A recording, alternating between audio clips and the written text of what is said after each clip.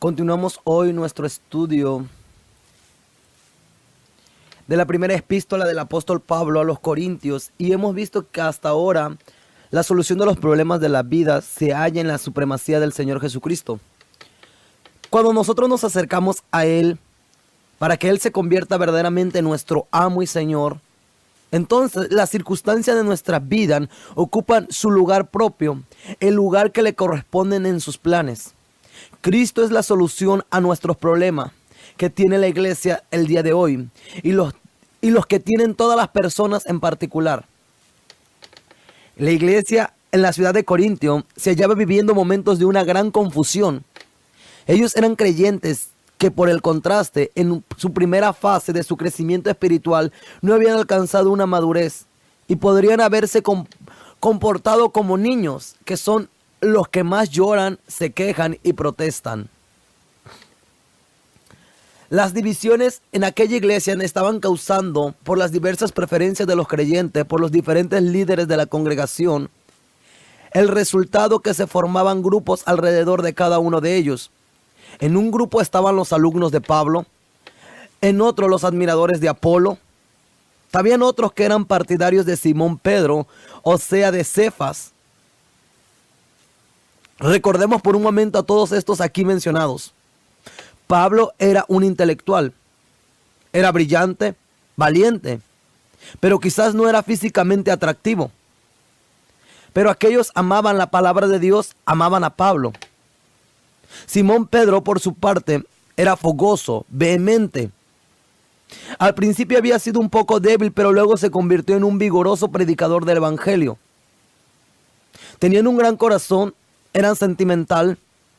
Luego tenemos a Apolo, que era uno de los grandes predicadores de la iglesia apostólica. Él no era un apóstol y nunca recibió mucho reconocimiento, pero era un predicador elocuente. Todos estos hombres tenían personalidades fuertes, pero nunca provocaron divisiones.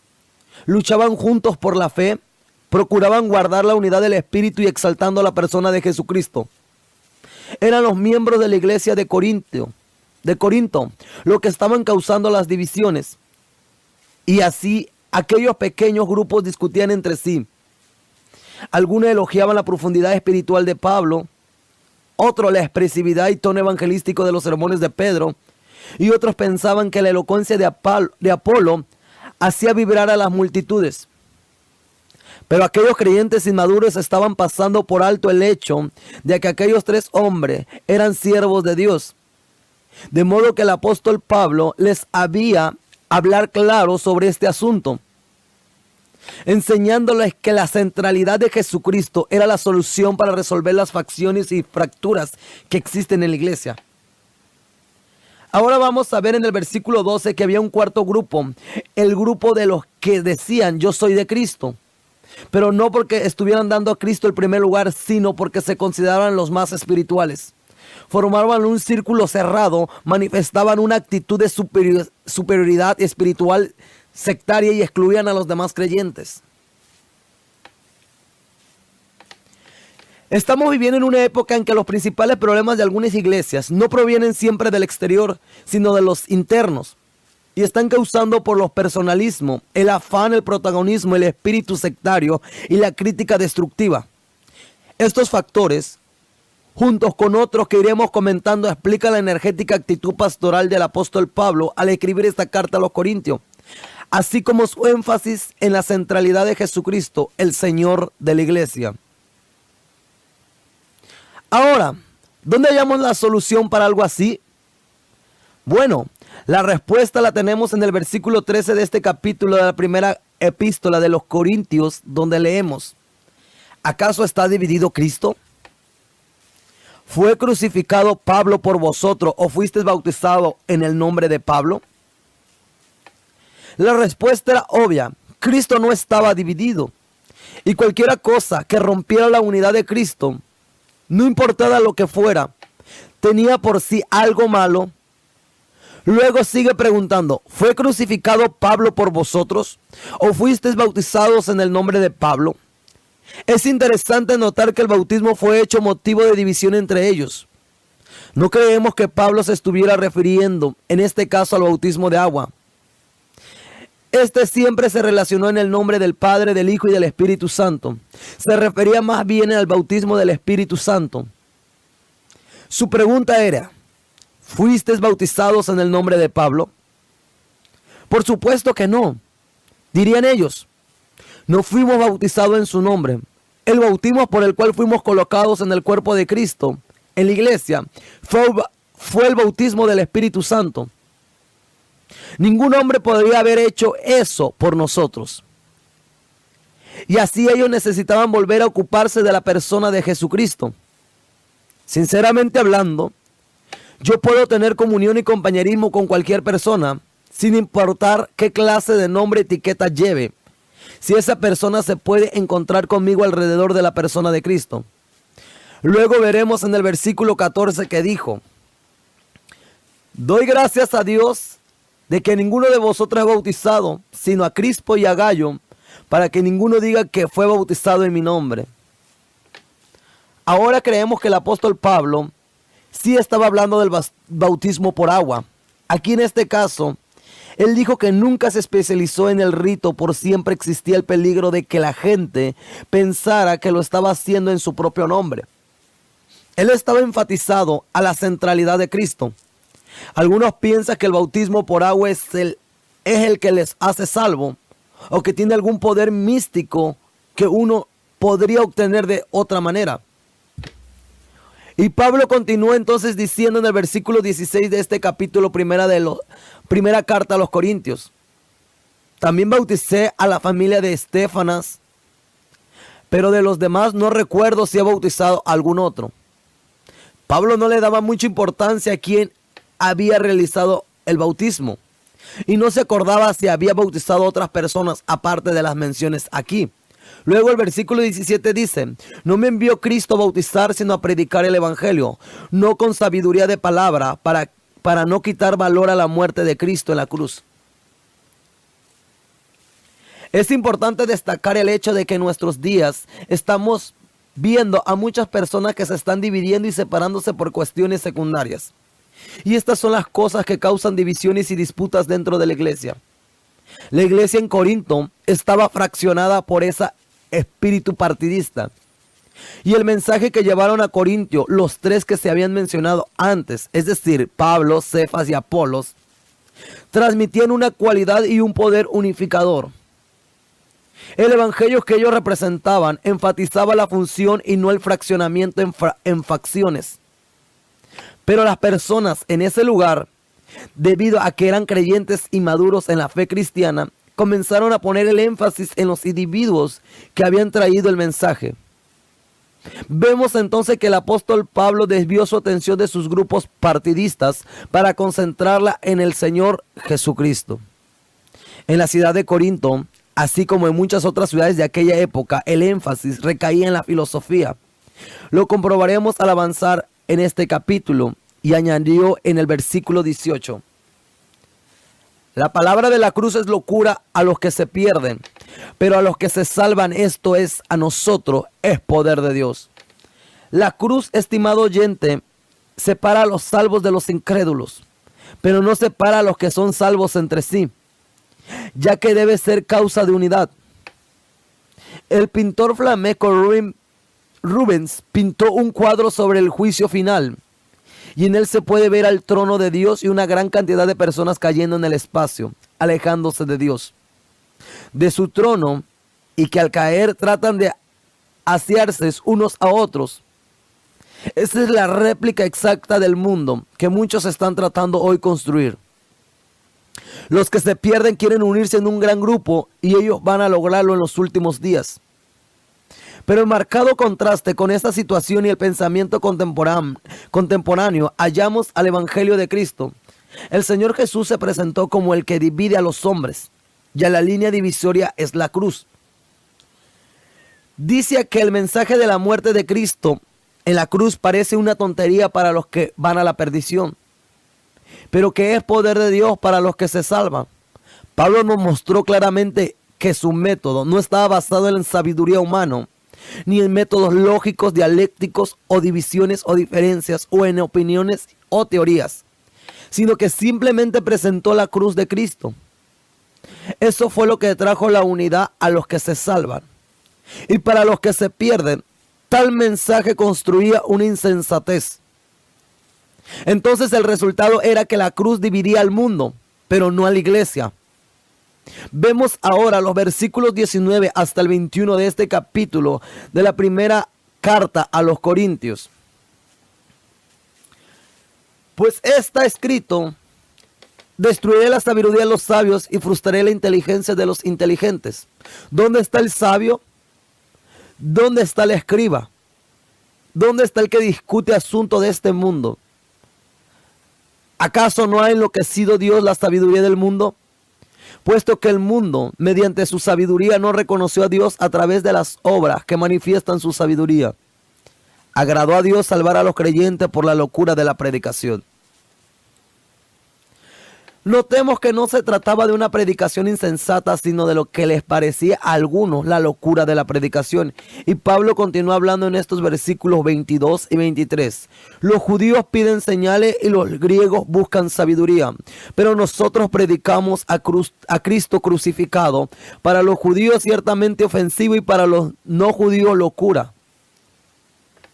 Usted habrá notado que Pablo dividía a la humanidad en dos grupos étnicos. Creemos que realmente reconocía una división doble: judíos y griegos y no judíos. Los judíos representaban a la religión. Ellos tenían una religión dada por Dios. Ellos pensaban que tenían la verdad y en lo que se refería al Antiguo Testamento tenían la razón. Pero todo llegó a ser para ellos un rito y nada más. Ellos se habían apartado de las Sagradas Escrituras, habían seguido la tradición que en su interpretación de las Escrituras, el poder de la palabra de Dios, por lo tanto, ya no operaba. Por eso cuando llegó Cristo, usted recordará que ellos pedían alguna señal. Ellos querían una señal en lugar de regresar a las Escrituras. Cuando ellos solicitaron esto, el Señor Jesús le dijo: la generación mala y adúltera demanda señal, pero señal no se le dará, sino la señal del profeta Jonás. Y él explicó lo siguiente: así como Jonás estuvo en el vientre del gran pez 3 días y 3 noches, así estará el Hijo del Hombre en el corazón de la tierra 3 días y 3 noches. Encontramos estas palabras en el Evangelio según San Mateo capítulo 2 en su versículo 39. Así que la señal que Jonás era la señal de la resurrección. En otro grupo estaba formado por los griegos, es decir, los no judíos. Ellos representaban a la filosofía, amaban la sabiduría, decían que estaban buscando la verdad, estaban recorriendo el universo entero en busca de la verdad. Ellos eran los racionalistas. Así como los judíos terminaron en su ritual, los no judíos convirtieron en racionalistas y se tenían que ajustar a las normas de la razón. Unos 4 años antes de que viniera Cristo, la nación griega produjo en el horizonte de la historia un brillantez mental y logros artísticos sensacionales de tales dimensiones que aún deslumbran a la humanidad. Aquella época de oro duró aproximadamente unos 300 años. Hombres como Pericles, Anaxágoras, Tales de Mileto, Sócrates, Platón, Aristóteles desaparecieron, pero dejaron algunas doctrinas o escuelas como la de la filosofía del estoicismo, la de Epicuro y la filosofía peripética. Luego siguieron 2000 años de la esterilidad y estancamiento filósofo. Después vinieron otros como Bacón, Joven y Descartes.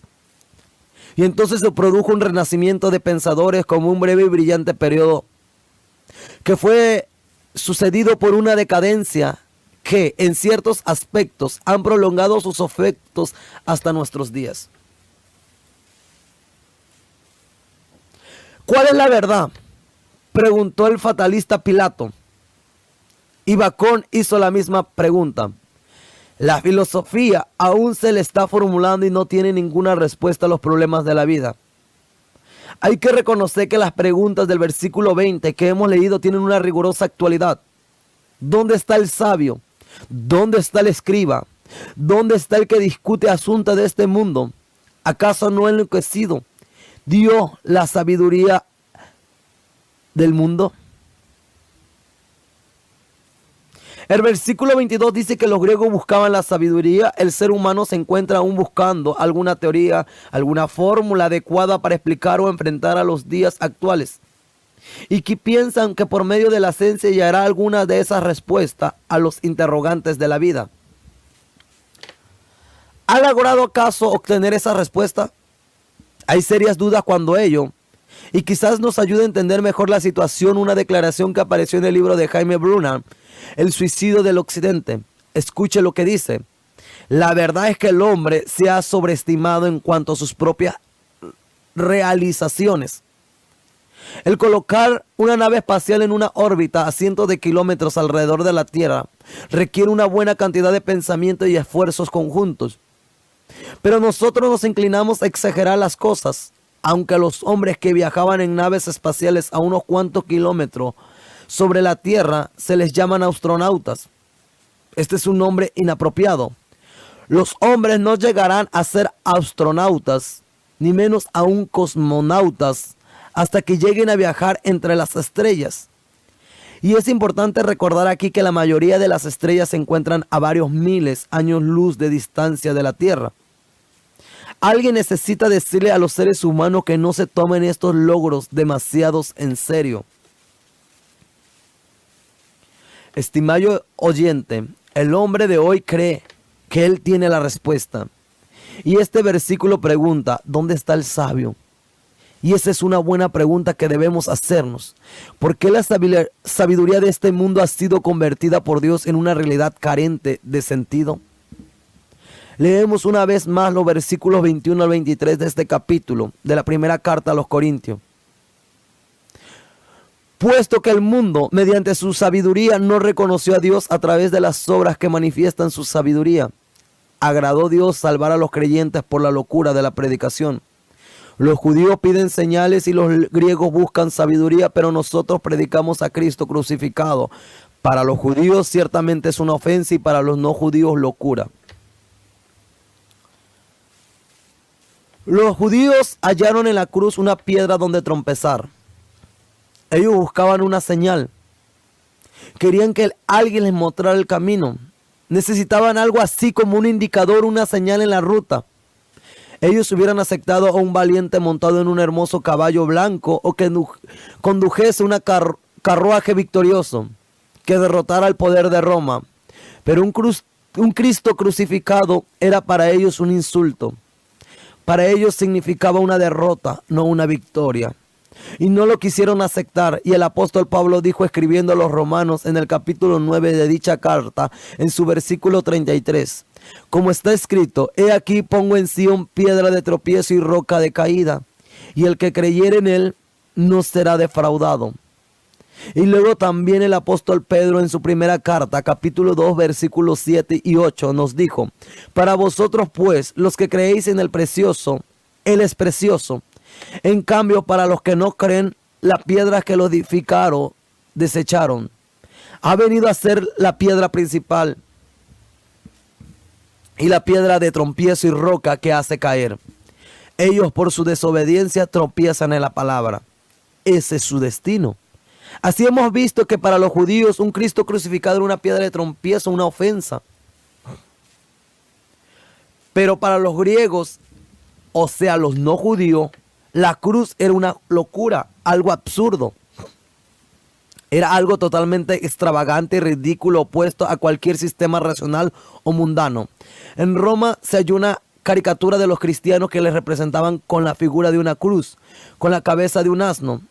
Y podemos decir que en el día de hoy mucha gente está haciendo lo mismo, poniendo a nuestro Salvador en ridículo.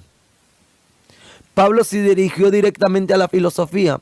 Cuando estuvo en la ciudad de Corintio, predicó a Cristo. En el libro de los Hechos de los Apóstoles, capítulo 18, en su versículo 6, dice, pero poniéndose y blasfemando esto, les dijo, sacudiéndose los vestidos, vuestra sangre sea sobre vuestra propia cabeza.